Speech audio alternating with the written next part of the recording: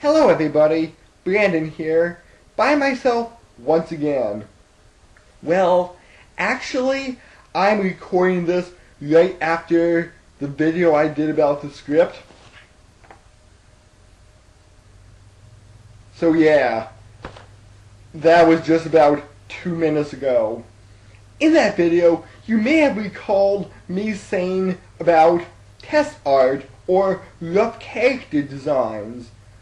Well, those are some of the character designs that we have out for our pilot episode. All that needs to be done is melding the ideas together into a finalized design that we'll be using when we start animating. Well, I won't be doing the animating process because I kind of suck at all forms of art. And that's why I have a larger staff on hand to help me with things like that. So, hopefully, we can get it done by around August, maybe, and get started around February, mid-February, hopefully. So, updates will be coming along the way with that. First, we have a very Sly Cooper looking Rodney. Now, although I think this is neat and all, in my mind, Rodney is less anthropomorphic and more like a real raccoon, so clothing should not be a real option on him. He'll be wearing a boat. He might wear a tie now and then on formal occasions, but other than that, no clothing.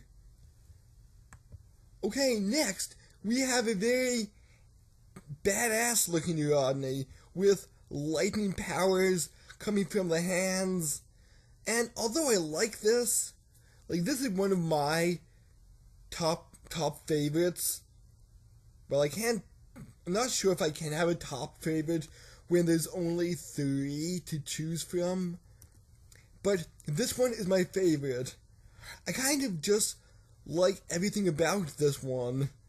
But like I was saying earlier, less anthropomorphic. But I know raccoons stand on their hind legs now and then, and he'll do that, but I just like this concept. Okay, time for Alex the Slug, who is also appearing in the pilot. And number 2, I kind of like the fact that he has a beer bottle stuck in him, and although I did not think of this at the time, Brandon gave me a very good idea of sticking beer bottles in him or having some sort of gooey hammer space inside himself that he can pull things out of, and I'm like, yeah, that might be a good idea. But it's a slug, so not much to say. And I'm not too sure what the finals will look like, which are supposedly in the works, but stock eyes or head eyes, I'm not too sure which one I like more, but yeah. Time to go on to the villain of the pilot, Curtis McVillain. Now, I like this one the most. He just looks kind of like an evil professor, and I'm like, that's kind of cool. We also have a very whimsical looking Curtis McVillain. And kind of Dr. Robotnik Eggman, whatever he's called these days. Yeah. Out of the 3, I kind of like this one the most. And time for his assistant, Uzi the Slime Blob. 1, 2, and 3. I kind of like this innocent-ish look to him. along with the bubbles built inside of his body to make him look extra slimy. And that's about it for the production art that we have going. Maybe by March I will have full-on colored character sketches, and then I'll be able to work on my storyboards and then animation. Well, those are some of the character designs that we have out for our pilot episode.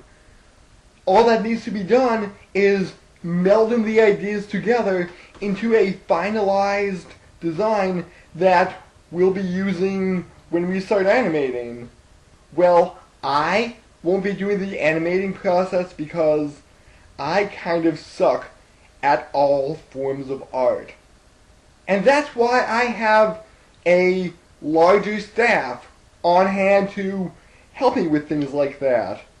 So, hopefully, we can get it done by around August, maybe, and get started around February, mid-February, hopefully. So, updates will be coming along the way with that. Maybe my co-writer, Ryan, will be in a video coming up, or not. Maybe I'll have the other Brandon have a video about art, stuff like that. I really have no plans on how I'm going to do this channel and how it's going to work and stuff, but hey, learning experience for everybody. So, until then, I'm signing off. Later.